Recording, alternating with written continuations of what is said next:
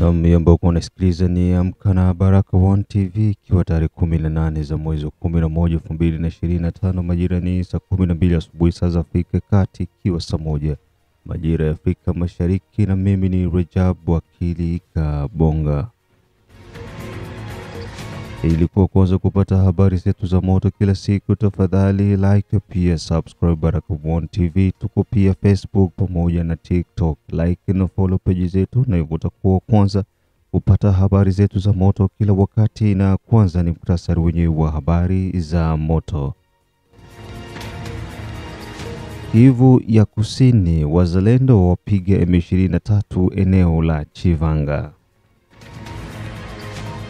Kivu ya Kaskazini, waza wachukua vijiji viwili baada ya kumtwanga M23, huku idadi ya watu waliuliwa maeneo ya Lubero na ADF ikifikia hadi watu 23. Huko Kivu ya Kaskazini, Uganda imewakabidhi rasmi askari wa FARDC waliokimbia baada ya kuanguka kwa jiji la Goma. Usikose kutembelea Mwangaza TV, na pia usikose kuendelea kushare na kulike Baraka One TV. Na kama pia hujaungana na Baraka One TV kwa ajili ya operation Saidia Mzalendo, bado iko inaendelea, tumia namba ambazo unaziona hapo kwa screen yako ili moja kwa moja uendelee kuwasiliana na Baraka One TV. Na tuanze taarifa hizi kutoka jimboni Kivu ya Kusini, maeneo ya Chuvanga, ambako wazalendo wapiga M23 eneo la Chuvanga. Asubuhi na mapema, magaidi wa M23 walijaribu kuvamia Chuvanga huko tarafani Kabare, jimboni Kivu ya Kusini, kwa lengo la kuendeleza harakati za kujichukulia maeneo. Wakati huo walikutanana na wazalendo ambao walikuwa wako makini na kuweza kuonyesha kile ambacho kinaitwa mchezo wa zole ni zole. Wazalendo walifanikiwa kuwapiga magaidi wa M23 na kuwarudisha huko ambako walikuwa wametokea. Bengi na zaidi, huyu hapa msemaji wa muungano wa wazalendo tarafani Kabare, Abu Ubakari. Jambo mtangazaji wa Baraka One TV, ni mimi Abubakari Zihindula Nshombo, porte parole wa wazalendo kunivo ya teritwari ya Kabare. Mtangazaji, mimi nataka kukujulisha kama leo tarehe 17 ya mwezi wa 11, kuanzia 5h du matin ya asubuhi mpaka 15h30 kulipatikana mlio wa risasi kunivo ya Chivanga,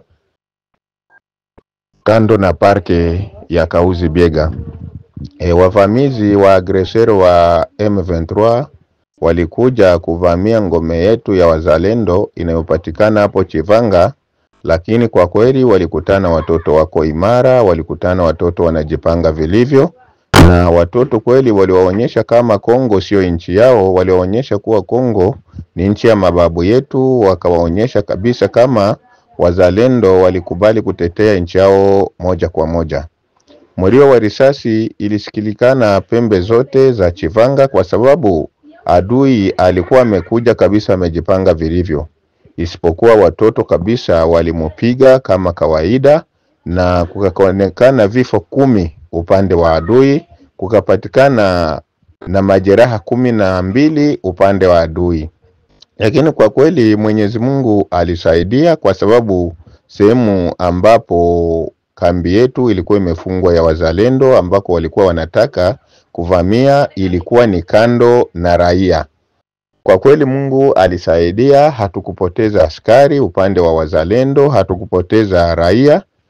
Isipokuwa mapigano kabisa yalikuwa makali, na upande wetu ndio kijana mmoja aliumia, lakini tulishukuru Mwenyezi Mungu kuona hatukupata maafa upande wetu sisi wazalendo, aiza raia wetu hakuumia. Kwa kweli mtangazaji, sisi tunaendelea kusihi kwa viongozi wote wa wazalendo na kuwahamasisha ya kwamba sisi tumeona kama vile M23 hii masuala ya CCLF ni kama wao hawaiheshimu, na ni kama wao wanaiprononce kama vile distraction, lakini imeshaonekana kama masuala yao ni kutaka kutudeloger categoriquement na kukaba province mzima ya Sud Kivu. Kwa hiyo mimi naangalia kama vile juzi samedi M23 ilijaribu upande wa maji mingi, upande wa maji kidogo, ni upande wa Shabunda, lakini huko nako vile vile ikakutana wazalendo wako imara. Sasa imeshaonekana ya kwamba serikali ya Kongo iache madistraction, kwa sababu M23 haiko puru ya CCLF. M23 CCLF ni kama vile distraction tu ya kutudistraire, lakini imeonekana kama mbinu zao ni mapigano, mbinu zao ni kutaka kutumia silaha ili kuvamia maeneo ambayo bado hawajafika. Na hiki ni kitu ambacho na wasi wa Komanda Force wenzetu wa Observance na wengineo kuambia waandae watoto vilivyo, waandae silaha vilivyo, kwa sababu zile ambazo tulizo nazo ndogo na ndo zile ambazo zilimzuia adui kukaba maeneo. Kwa hiyo tunawaomba wawe imara na tuangalie namna tunaweza acha hii madistraction ya kusema kama adui njoo kwa na tushambulia, adui njoo kwa na tuvamia. Lazima si tukamate mamezir za kwanza kuangalia namna ya kumdeloger adui, paske imeshaonekana kama CCLF kwake ni kutudistraire sie. Merci bwana mtangazaji, na kushukuru sana One TV kwa sababu tunajua ni television ambayo inafikisha habari kwa wepesi. Merci.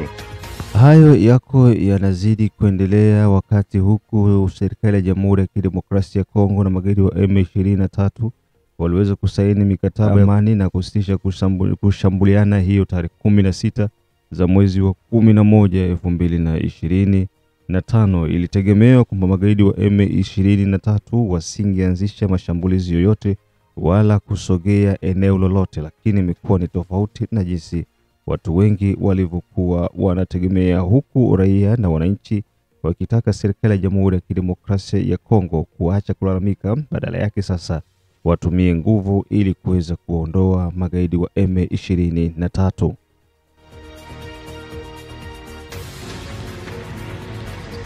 Na baada ya taarifa hizo kutoka huko maeneo ya Kivu ya Kusini tarafani Kabare na kumsikiliza Observance, Bwana Abubakari akielezea hali jinsi ilivyokuwa tarafani Kabare baada ya kumpigia M23 maeneo ya Chuvanga tu pande moja kwa moja jimboni Kivu ya Kusini ya Kaskazini, ambako waza wachukua vijiji viwili baada ya kumtwanga M23.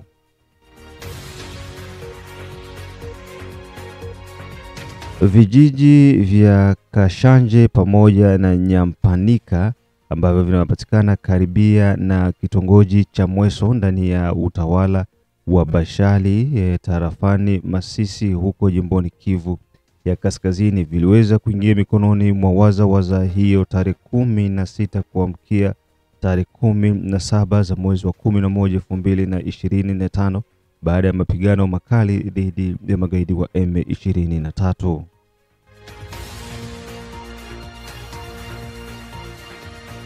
Moja kati ya ripoti kutoka katika hayo maeneo yanathibitisha mapigano yalikuwa makali, ambako wazalendo ndio walianzisha mashambulizi dhidi ya maeneo ya magaidi wa M23 asubuhi ya hiyo Jumapili, na hivyo kufanikiwa kuondoa magaidi wa M23 katika hayo maeneo yote mawili.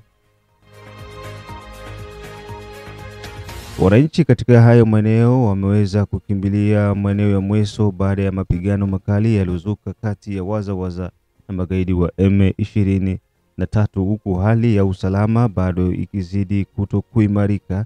Na wakati huo magaidi wa M23 wamekuwa wakijipanga maeneo ya Mweso pamoja na Busumba huko tarafani Masisi jimboni Kivu ya Kaskazini.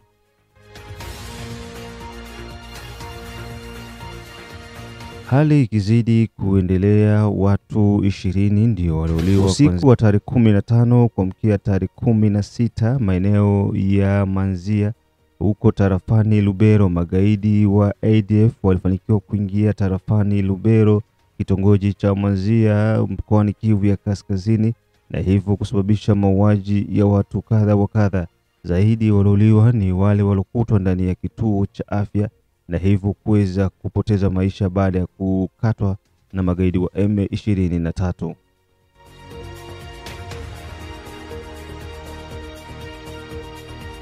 Ilipofika hiyo siku ya Jumapili majira ya jioni, Magaidi waliendeleza harakati zao huku wakiwa nafanya mauaji bila kuwa na wasiwasi wowote. Majeshi ya Jamhuri ya Kidemokrasia ya Kongo pamoja na UPDF katika muungano wa pamoja walifanikiwa kujaribu kuwakimbiza, lakini bila mafanikio yoyote. Kuanzia hiyo siku ya Jumamosi na Jumapili watu 19 ndio walisadikika kuwa wamekufa.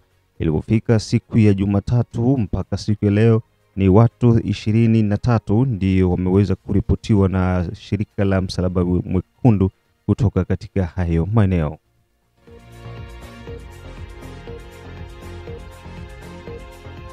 Raia katika hayo maeneo wanaitaka serikali iendeleze operesheni za pamoja ili kuhakikisha kwamba usalama unarudi katika maeneo yote ya jimboni Kivu ya Kusini, Kaskazini pamoja na Ituri, kutokana na makundi ya wanaoshikilia silaha zaidi makundi ya kigeni kama M23 pamoja na ADF Red Tabara. Katika kata za Makuta pamoja na Mabiango ziliweza kupata madhara makubwa, ambako nyumba ziliweza kuchomwa moto na watu 5 wakisadikika kupotea katika hao watu 23 waliosemekana kuwa walikufa katika hayo maeneo. Hii ambayo unaisikiliza ni Baraka1 TV. Na mko unasikiliza matangazo yetu kutoka nchini Jamhuri ya Kidemokrasia ya Kongo, ikiwa ni saa 12 asubuhi saa za Afrika Kati, saa 1 majira ya Afrika ya Mashariki. Jide Kizenga Tembele, King Sele, the only one king from USA, Kizabe Ayebade, Donebuto Tobi, Ondo Kilamba Mawe, mzee wa state ya Maine, da Feza, da Letitia, da Irene, da Asha, Ankisi Kandeke, Asimwe Baguma Samuel, ukiwa unasikiliza Baraka1 TV.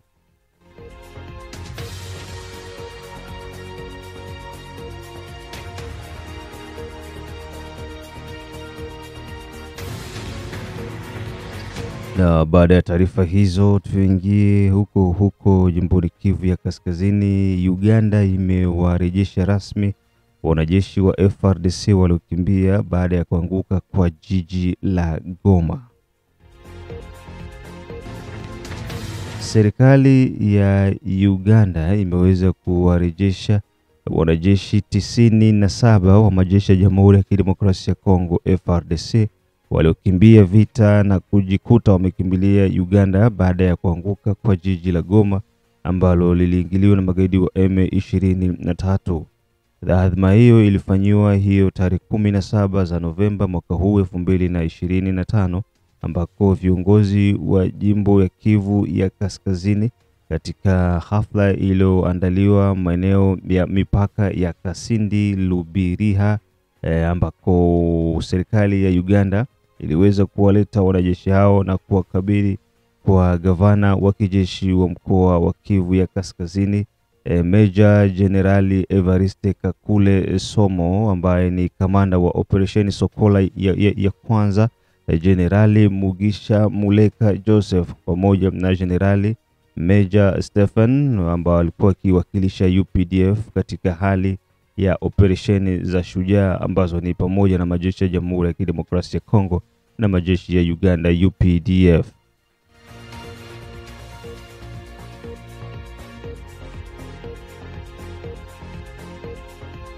Gavana wa jimboni Kivu ya Kaskazini katika kuwapokea vijana hao 97 wa FARDC ameweza kuhakikisha kwamba hali hiyo ni hali ya uungwana kabisa, ikiwa ni pamoja na ushirikiano wa DGM, Direction Generale de Migration ya Jamhuri ya Kidemokrasia ya Kongo pamoja na ile ya Uganda, na kuwashukuru viongozi wa Uganda kwa hali walioionyesha ya ushirikiano mzuri wa uraia mwema kati ya nchi zote mbili, Jamhuri ya Kidemokrasia ya Kongo pamoja na Uganda.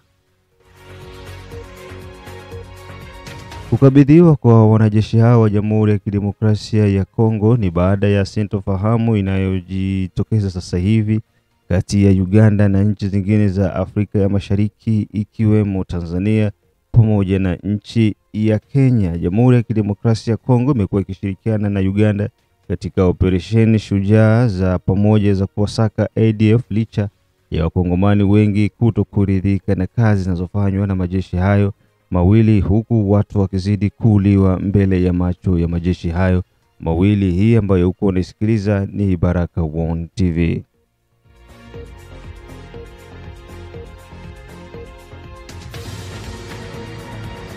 Na huo ndio mwisho wa matangazo yetu. Mengine tukutanane majira ya saa 6, saa 9 pamoja na saa 12. Mimi ni ndugu yako the one and all in town, DJP Rajabu Akili Kabonga, baba la baba, mzee wa Ngwasuma. Chao chao.